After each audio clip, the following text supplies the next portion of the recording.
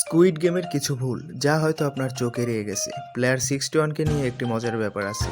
Honeycomb গেমে দেখা যায় প্লেয়ার 61 একজন নারী, but in the red light green light game she was a man. Red light green light গেমে সে ছিল একজন পুরুষ।